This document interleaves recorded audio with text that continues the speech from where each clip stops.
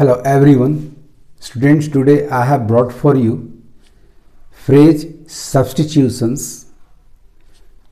often asked in bank PO examinations. इस question में, इस तरह के सवालों में आपको एक सेंटेंस दिया जाता है, उसमें एक ब्लैंक स्पेस होता है और उस ब्लैंक स्पेस को फिल इन करने के लिए 3 सब्स्टिट्यूट्स होते हैं 1, 2, 3। इन 3 फ्रेजेज में से कोई एक या एक से ज़्यादा फ्रेजेज ब्लैंक स्पेस को फिल इन करके एक grammatically and contextually correct sentence देंगे। आपको इसका चुनाव करना है। यदि 3 में से कोई भी फ्रेज ब्लैंक स्पेस में फिट नहीं बैठता तो आपका आंसर होगा number E, none is correct. तो आइए शुरू करते हैं। Number 1, top managers are often stymied, often hindered, often prevented किसके द्वारा? तो by the dash conflict।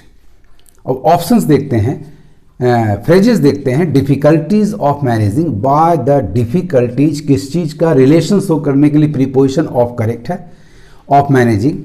Number 2, difficulty for managing, for preposition यहाँ रॉन्ग है और ऑफ से ही रिलेशन दिखाई पड़ता है, फॉर पर्पस एक्सचेंज आदि व्यक्त करता है। सो आपका 2 इरेलीवेंट हुआ। नंबर 3 देखते हैं तो मैनेजमेंट ऑफ डिफिकल्ट, डिफिकल्ट के बाद नाउन है आपके पास कन्फ्लिक्ट, तो कन्फ्लिक्ट डिफिकल्ट नहीं होता, मैनेजिंग डिफिकल्ट हो सकता है। सो इस आधार पर आपका 3 भी एलिमिनेटेड हुआ। Right answer is number 1, difficulties of managing. और 1 का ऑप्शन आपके पास है नंबर ए में, ओनली 1 इज करेक्ट। स्टूडेंट्स, इस तरह के क्वेश्चन में जनरली आपका option number E, none is correct होता है, बट कभी कभी ये ऑप्शन आपका ऑल आर करेक्ट भी हो सकता है। वैसी स्थिति में आप तीनों फ्रेजेस को पाएंगे कि वो grammatically and contextually correct sentence देने में ब्लैंक स्पेस में जा सकते हैं। आइए देखते हैं क्वेश्चन नंबर 2 में क्या स्थिति बनती है। क्वेश्चन नंबर 2 आपका है reaching collective decisions, blank space, individual preferences is an imperfect science. Subject आपका है रीचिंग, क्या? Collective decisions. ऑप्शंस देखें, फ्रेजेस देखें। नंबर 1 है बिलोंगिंग टू इंडिविजुअल प्रेफरेंसेस, यानी रीचिंग कलेक्टिव डिसीजंस जो संबंधित हो इंडिविजुअल प्रेफरेंसेस से। ये ऑप्शन, ये फ्रेज आपका बिल्कुल एप्लीकेबल है grammatically and contextually correct sentence देने में। Reaching collective decisions, phrase number 2 को देखिए, बेस्ड ऑन इंडिविजुअल प्रेफरेंसेस, यानी इंडिविजुअल प्रेफरेंसेस पर आधारित, ये भी बिल्कुल फिट बैठ रहा है, इसे भी आप मार्क कर लें। Reaching collective decisions concerning individual preferences, ये भी बिल्कुल सही एडजेक्टिव जा रहा है, उनसे संबंधित, उनके बारे में, अर्थात ये भी आपका करेक्ट फ्रेज है। So you see all the 3 phrases 1, 2 and 3 are applicable for the blank space and they each give us a grammatically and contextually correct sentence। आपका सही आंसर हुआ number E, all are correct. आप इसे लगाकर देख लें। Reaching collective decisions belonging to individual preferences is an imperfect science. Reaching collective decisions based on individual preferences is an imperfect science. Reaching collective decisions concerning individual preferences is an imperfect science.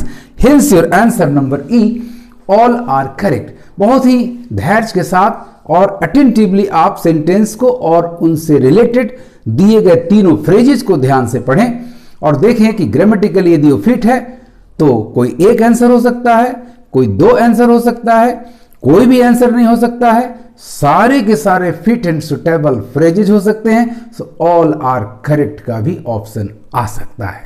सो इस तरह से आप ध्यान से पढ़ करके अपने सवालों का जवाब दें। Let us come to question number 3, blank space. I could not accept his statement that supernatural beings had caused the disturbance। Blank space में फ्रेजेज 1 2 3 में कौन फिट बैठे ताकि हमारा sentence grammatically and contextually correct हो जाए। तो नंबर 1 है आपका a realist that I am. Yes, ये क्लाउज बिल्कुल फिट बैठ रहा है। A realist that I am और as a realist that I am, ठीक है, दोनों करेक्ट है, यानी ये आपका बिल्कुल सही जा रहा है students. Number 2 being a realist, ये फ्रेज भी एकदम सुटेबल है ब्लैंक स्पेस को फिल इन करने के लिए। Being a realist I could not accept his statement that supernatural beings had caused the disturbance. Number 3 being that I am a realist, being के बाद कभी क्लाउज नहीं आता, अतः ये एलिमिनेटेड हो गया। तो आपका फ्रेज और क्लाउज 1 and 2 बिल्कुल यहां फिट बैठ रहा है। देखिए ऐसा ऑप्शन, तो नंबर ए ऑप्शन आपका ओनली 2 इज करेक्ट, ये एलिमिनेटेड हो गया। ऑप्शन नंबर बी आपका ओनली 3 इज करेक्ट, ये भी एलिमिनेटेड हो गया। आपका 2 करेक्ट है लेकिन 2 के साथ साथ 1 भी है, only 2 is not possible. Number C है both 1 and 2 are correct. Yes, both 1 and 2 are correct, this is the right answer student. Number D and number E are eliminated. बड़े धैर्य के साथ आप हर ऑप्शंस को पढ़ेंगे फ्रेजेस को अप्लाई करते हुए और देखिए कि कहां आपको सटीक अर्थ मिलता है, grammatically and contextually correct sentence प्राप्त होता है, उसी ऑप्शन को आप मार्क करके अगले सवाल पर बढ़ जाएं। Now come to question number 4। Taking good decisions and blank space are the hallmarks of high performing companies. Phrase number 1 implement those quickly.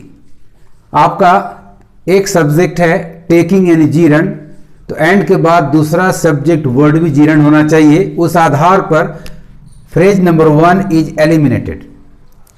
Number 2 implementing those quickly, तो फर्स्ट के एग्रीमेंट में, टेकिंग के एग्रीमेंट में and के बाद second subject word implementing आपका बिल्कुल correct है और दोज डिसीजन के लिए आ रहा, हालांकि देम होना चाहिए था, एनीवे इट विल डू, तो ये करेक्ट है। Number 3 quick implementing those, quick के जगह यदि क्विकली होता तो ये भी आपका करेक्ट ऑप्शन होता, करेक्ट फ्रेज होता, सो this is eliminated. So students only phrase number 2 is correct that can be filled in order to get the grammatically and contextually correct sentence।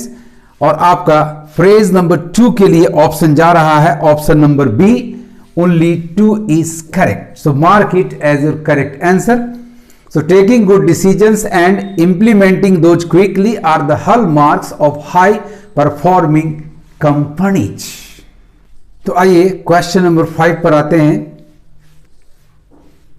The given sentence is innovation blank space the top corporate agenda। आपका subject innovation third person singular noun है और phrase number 1 में आपका has बिल्कुल agreement में जा रहा है, हैज ऑलवेज बीन, हमेशा से रहा है, यानी ये ऑप्शन आपका बिल्कुल करेक्ट बैठ रहा है। Option number 2 yes innovation is the top corporate agenda, ये भी बिल्कुल सही एग्रीमेंट में है। Option number 3 phrase number 3 have, ये आपका एग्रीमेंट नहीं हो पा रहा है क्योंकि आपका subject noun third person singular है और हैव थर्ड पर्सन सिंगुलर के साथ एग्री नहीं करता, सो नंबर 3 इज एलिमिनेटेड। सो आपका करेक्ट आंसर होगा जिसमें 1 और 2 दोनों को शामिल किया गया है। तो आइए ऑप्शंस को एग्जामिन करते हैं। Only 1 is correct, no only 1 is not correct, 2 भी इसमें शामिल है, अतः ये एलिमिनेट कर दें। ओनली 2 इज करेक्ट, 2 करेक्ट है लेकिन ओनली के साथ ये प्रॉब्लम कर रहा है क्योंकि 1 और 2 दोनों शामिल है, एलिमिनेटेड। बोथ 2 और 3, 2 और 3 तो ऐसे ही रॉन्ग हो गया है, सो this is not possible. Number D both 1 और 2 आर करेक्ट, यस बोथ 1 और 2 are correct, so this is the right option. All are correct, no number 3 wrong जा रहा है, सो ऑल आर करेक्ट नहीं होगा। तो स्टूडेंट्स आपका राइट आंसर है both 1 and 2, that is option number D. Innovation has always been the top corporate agenda. Innovation is the top corporate agenda. इस तरह से स्टूडेंट्स आप जब भी फ्रेज सब्स्टिट्यूशन में आए, इस तरह के सवालों को आपको दिया जाए तो आप बड़े ही इत्मीनान से, बहुत ही अटेंटिवली आप एक एक सेंटेंस को पढ़ें। दिए गए 3 फ्रेजेज या क्लाउजेज या हो सकता है कभी वर्ड्स मिल जाए, जैसे आज आपको यहाँ फ्रेज नंबर 2 में फ्रेज नहीं बल्कि एक वर्ड मिल रहा है, तो आपको कुछ ही मिले उसमें से राइट वन को सिलेक्ट करके, हो सकता है मोर देन 1 सिलेक्शन भी हो जाए, ब्लैंक स्पेस में डालकर देखें कि क्या वह फिल इन, वह फिलर क्या आपको ग्रामेटिकली और कंटेक्चुअली सेंटेंस दे रहा है, तो वही आपका राइट आंसर होगा। इस तरह से आप फ्रेज सब्स्टिट्यूशन के सवालों को हल करके आगे बढ़ जाएं। आज इतना ही। Best of luck. Thank you very much.